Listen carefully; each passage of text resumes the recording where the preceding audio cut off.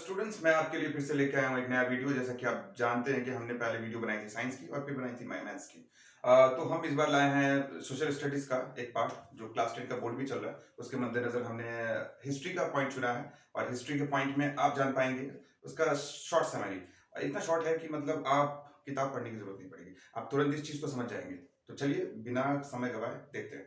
हमने आपके लिए 5 पॉइंट्स लिखे हैं। नेशनलिज्म इन इंडिया मेरा टॉपिक है और हिस्ट्री का एक टॉपिक है। क्लास 10 में अक्सर स्टूडेंट्स को काफी दिक्कत होती है, तो 5 पॉइंट्स हमने आपके लिए लिख दिए हैं। 5 पॉइंट्स तो हम इस पॉइंट्स को धीरे धीरे समझेंगे क्योंकि उस समय वर्ल्ड वार वन का टाइम चल रहा था। लगभग 1913 से लेकर 1918 तक का समय था जब जो इंडियंस थे उनको फोर्सफुल्ली आर्मी ज्वाइन करनी पड़ती थी। हालांकि हमारी लड़ाई नहीं थी, लड़ाई तो ब्रिटिश की थी, फिर भी हमें पार्ट लेना पड़ा। तो पहला पॉइंट देखिए, उससे इम्पैक्ट क्या हुआ, इंडिया में किस तरह का इम्पैक्ट हुआ, इस बारे में जानेंगे। पहला पॉइंट देखिए, lead to increase in defense expenditure of British Army, thus income tax introduced in India। income tax introduced in India मतलब increase हो गया income tax, क्योंकि आर्मीज जो थे ब्रिटिशर्स के और साथ में जो इंडियंस आर्मी थे, विलेजर्स सबको पिकअप कर लिया गया और उनके लोगों को ट्रेनिंग देकर भेज दिया गया सीधा कि आप वार में जाओ।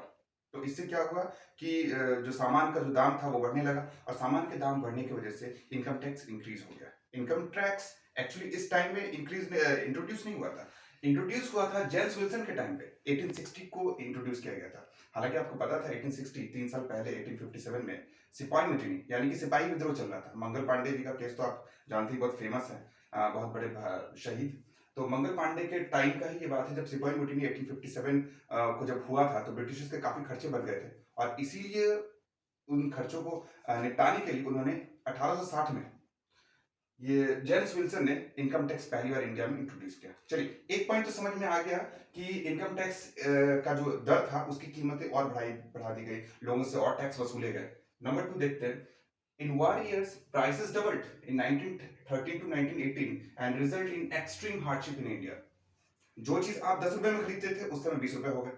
मैं एक एग्जांपल दे रहा हूँ क्योंकि उस समय क्या हुआ था कि जब वार चल रहा था 1913 से 1918, तो उस बीच में जो सामान की कीमत थी वो सामान की कीमत एक नहीं रही, डबल हो गई। यानी कि जो चीज आप खरीद रहे थे पहले कम पैसे में, उसको ज्यादा दाम से खरीद रहे थे। तीसरा नंबर पॉइंट देखते हैं, forced recruitment of villagers in India. जो गांव वाले थे या फिर जो आस पड़ोस की, तकरीबन इंडिया कोई शहर तो नहीं था, तो लगभग लगभग 90% से ऊपर गांव ही था। तो जो गांव वाले थे सारे गांव और विलेजर से आई मीन लोगों को पिकअप किया गया और बोला गया कि भाई आपको आर्मी ज्वाइन करनी पड़ेगी। उनकी लड़ाइयों में हमें फोर्सफुली धकेला गया और फोर्सफुली धकेलने की वजह से क्या हुआ कि काफी जो विलेजर्स थे, बहुत लोग थे इंडिया के, वो नाराज चल रहे थे। नंबर 4 देखते हैं, crop failure in many parts of India resulted in food shortage. एक तो प्लेग चल रहा था, ऊपर से क्रॉप फेलर हो गया। क्रॉप फेलर होने की वजह से जो फसल थी जितनी निकलनी चाहिए थी उतनी उगी नहीं, और नहीं उगने की वजह से क्या हुआ कि क्रॉप फेलर हो गया, तो हंगर का प्रॉब्लम हो गया, यानी कि भुखमरी भी शामिल हो गई इसमें। चलिए पांचवा नंबर पॉइंट है, according to the census 1921 12 to 13 million people died. यानी कि 12 से 13 मिलियन, यानी कि 1 मिलियन आप लगा सकते हैं अंदाज, 10 लाख है तो लगभग 1 करोड़ 20 लाख से 1 करोड़ 30 लाख जो आर्मीज थी वो ड्यूरिंग वर्ल्ड वार वन में मारी गई। तो कितने विलेजर जो इंडियन थे वो भी इसमें मारे गए, जिनको पता ही नहीं था वो लड़ाई क्यों लड़ रहे हैं, वो तो उनके देश की लड़ाई नहीं थी, जिनकी लड़ाई थी उनको लड़नी थी, पर हमको फोर्सफुली इसमें धकेला गया। चलिए ये 5 पॉइंट तो आपने समझा, जो इम्पैक्ट है 1913 से 1918 के बीच का, उसको आप समझ गए। थोड़ा सा और मूवमेंट लेते हैं कि इसके बाद क्या हुआ। जो गांधी जी थे जो साउथ अफ्रीका में उस समय रह रहे थे और साउथ अफ्रीका से वो 1915 को इंडिया आते हैं। इंडिया आने के साथ साथ उन्होंने सत्याग्रह स्टार्ट किया। सत्याग्रह 3 मूवमेंट, 3 अलग अलग मूवमेंट उन्होंने 3 अलग अलग जगहों पे स्टार्ट किया। तो पहला स्टार्ट किया उन्होंने चंपारण में, मैंने आपके लिए डेट्स लिख दी है।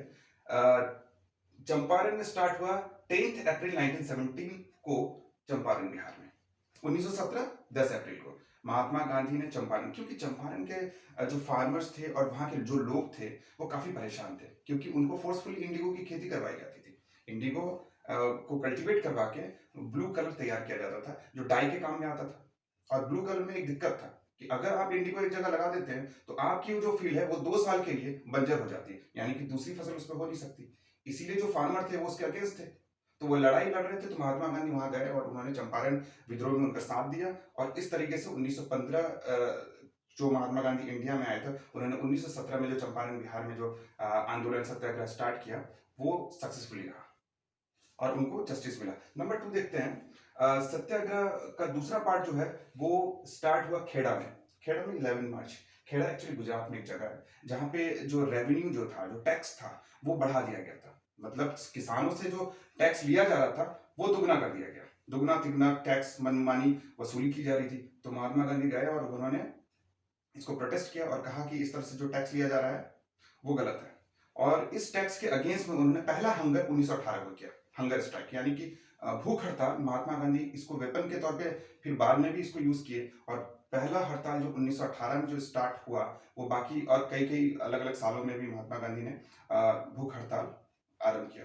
अच्छा, नंबर 3 में हम देखेंगे कि अहमदाबाद, इसके कुछ दिन बाद जब खेड़ा गुजरात में ये जो सत्याग्रह स्टार्ट हुआ, क्योंकि जो फार्मर थे वो काफी रेवेन्यू दे रहे थे, तो उसके बाद 1918 में अहमदाबाद में मिल वर्कर का प्रोटेस्ट चल रहा था। मिल वर्कर का क्या हुआ, प्लेग चल रहा था और मिल वर्कर कई कई दिन काम में नहीं गए थे।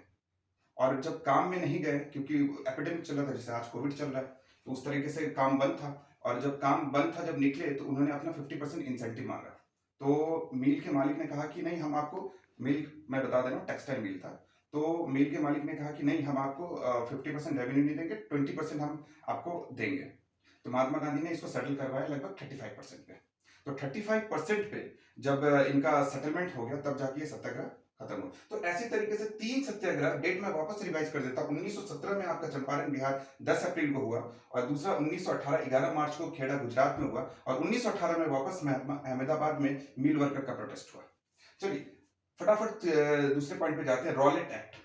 रॉलेट एक्ट 1919 को लाया गया था। 1919 को रॉलेट एक्ट लाया गया था, जिसको ब्लैक एक्ट भी कहते हैं। ब्लैक एक्ट को इंट्रोड्यूस किया था सिडनी रॉलेट ने। ब्लैक एक्ट सिडनी रॉलेट ने इसको इंट्रोड्यूस किया था। इसके मुताबिक आपको कहीं भी आप अगर ब्रिटिश गवर्नमेंट के खिलाफ अगर प्रोटेस्ट कर रहे हैं तो आपको 2 साल के लिए उठा लेंगे और 2 साल के लिए उठा के आपको जेल में डाल देंगे, यानी कि मनमानी लो। इसलिए इसका नाम रख दिया गया ब्लैक एक्ट। तो 2 साल के लिए बच्चों, अगर 2 साल के लिए उठा लिया जाएगा और आपको ट्रायल के लिए भी अगर वकील नहीं दिया जाए कि आप जज के सामने किसको लाएंगे और आपको किस बिना पे आपको उठाया गया है, आपको जेल में डाला गया, इसके बारे में किसी इंडियंस को पता नहीं था उस समय। तो ये ब्लैक एक्ट के अगेंस्ट में हड़ताल किया गया 1919 6 अप्रैल को। 1919 को 6 अप्रैल में को महात्मा गांधी ने हड़ताल किया, जहां पे जो रेलवे वर्कर्स थे उस समय उस धर के, तो सारे वर्कर्स अपने काम को बंद कर दिए, प्लस जितने भी शॉप थे, जितनी भी दुकानें थी, उनको भी बंद कर दिया गया। और दुकानें बंद हो जाने के बाद में अब ब्रिटिश के लिए मुश्किल हो गई। तो इस मुश्किल की घड़ी में काफी प्रोटेस्ट हुआ, काफी हंगामा हुआ। कई जो सरकारी दफ्तर थे, जो पुलिस थाने थे, उनको जलाया भी गया। इसके बाद क्या हुआ कि इन सारी चीजों पे काबू पाने के लिए मार्शल लॉ लगाया गया। हालांकि मार्शल लॉ को इंट्रोड्यूस किया था जनरल डायर ने। जनरल डायर आर्मी के रिटायर ऑफिसर थे, उनको लाया गया और उन्होंने इनेक्ट किया एक रूल जिसको नाम दिया गया मार्शल लॉ। मार्शल लॉ जब लाया गया तो उस समय मतलब जालियांवाला बाग अमृतसर में एक जगह है जहां पे लोग बैसाखी के फेस्टिवल के लिए लगभग 20,000 के आसपास लोग एक पार्क में इकट्ठा हुए थे। पार्क में जब इकट्ठा हुए, क्योंकि बैसाखी का, इसमें 2 सवाल आते हैं एग्जाम में। पहला ये पूछ लेता कि वो लोग इकट्ठा क्यों हुए थे। इसके 2 रीजन है। पहला एक रीजन था कि उन लोग जो मार्शल लॉ था उसके अगेंस्ट में थे और उसके प्रोटेस्ट के लिए इकट्ठा हुए थे। दूसरा ये था जो विलेजर्स थे उनको पता ही नहीं था मार्शल लॉ लगा हुआ है और उन लोग आए थे बैसाखी फेस्टिवल्स को मनाने के लिए।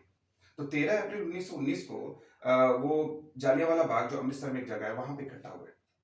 तो ये खबर जब जनरल डायर को पड़ी तो वो अपनी ट्रुप के साथ वहां पे चले गए और ट्रुप के साथ जाने के बाद में उन्होंने ओपन फायरिंग कर दिया। जनरल डायर ने ओपन फायरिंग कर दिया जो पीसफुल प्रोटेस्ट चल रहा था उसके ऊपर में। लगभग 380 के तकरीबन आदमी वहां पे मारे गए थे और अप्रोक्सीमेटली 1200 के लगभग लोग बुरी तरीके से घायल हुए थे। तो ये एक ऐसा घटना था जिसमें मार्शल लॉ के बारे में एक बात बता देता। मार्शल लॉ के मुताबिक था कि 2 से ज्यादा आदमी एक जगह इकट्ठा नहीं हो सकते, कोई प्रोटेस्ट नहीं कर सकता British against of British government के खिलाफ। तो 2 से ज्यादा आदमी इकट्ठा नहीं हो सकते, तो वहां तो करीबन 20,000 थे। तो ये रूल तुरंत लाया गया, बहुत लोगों को भी नहीं पता था और डायरेक्टली शूट आउट का ऑर्डर दे दिया गया। तो बहुत सारे लोग मारे गए जालियांवाला बाग। और ये जो मैंने अभी जो आपके जो समझाया है नेशनलिज्म इन इंडिया, ये वीडियो का पार्ट 1 है। अब पार्ट 2 में समझेंगे कि फिर इसका क्लोजिंग किस तरीके से हुआ और महात्मा गांधी ने जालियांवाला बाग के बाद क्या किया। हाँ, ये सारी बात। एक इंटरेस्टिंग बात बता देते हैं, आपने उधम सिंह का नाम सुना होगा। उधम सिंह वो इंसान है जो जो वहां के पंजाब के जो जनरल थे, तो उस समय माइकल ओ डायर थे। माइकल ओ डायर ने सही ठहराया था जाने वाला बाग को, जिसके कारण उधम सिंह ने माइकल ओ डायर को शूट कर दिया था ब्रिटेन में। और जिस तरीके से उनको फिर 1940 को उनको फांसी की सजा दे दी गई। तो इस तरीके से बहुत सारे लोग भी इस चीज़ से काफ़ी खुश नहीं थे और बहुत लोगों ने प्रोटेस्ट भी किया और इसके अगेंस्ट भी थे। तो जो फेवर में थे, जो ब्रिटिशर्स थे, उनको इसका खामियाजा भी भुगतना पड़ा। तो खैर मुझे उम्मीद है कि आपने इन 5 पॉइंट्स को समझा होगा जहाँ पे इम्पैक्ट पे हमने डिस्कस किया। और दूसरा चीज़ है कि गांधी जी ने 1915 को इंडिया में आने के बाद 3 अलग-अलग जगह पे सत्याग्रह आरंभ किया। पहला चंपारण में, दूसरा खेड़ा जहाँ पे रेवेन्यू कलेक्शंस ज़्यादा लिए जा रहे थे, और तीसरा अहमदाबाद में जहाँ भी मिल वर्कर का प्रोटेस्ट चल रहा था। उसके बाद मैंने समझाया आपको रॉलेट एक्ट 1919 को, जिसको इंट्रोड्यूस किया था सिडनी रॉलेट ने, जिसको ब्लैक एक्ट भी कहते हैं। और नेक्स्ट पॉइंट हमने बताया था हड़ताल जो महात्मा गांधी ने रॉलेट एक्ट के अगेंस्ट में लिया था 6 अप्रैल 1919 को, और उसके बाद मार्शल लॉ जो जनरल डायर ने इसको एनेक्ट किया था, और उस मार्शल लॉ की वजह से जालियांवाला बाग का जो भयानक घटना जो मैसेकर हुआ, वो आप सबको ही पता है। तो नेक्स्ट वीडियो में हम बात करेंगे पार्ट 2 का। तब तक के लिए बाय बाय।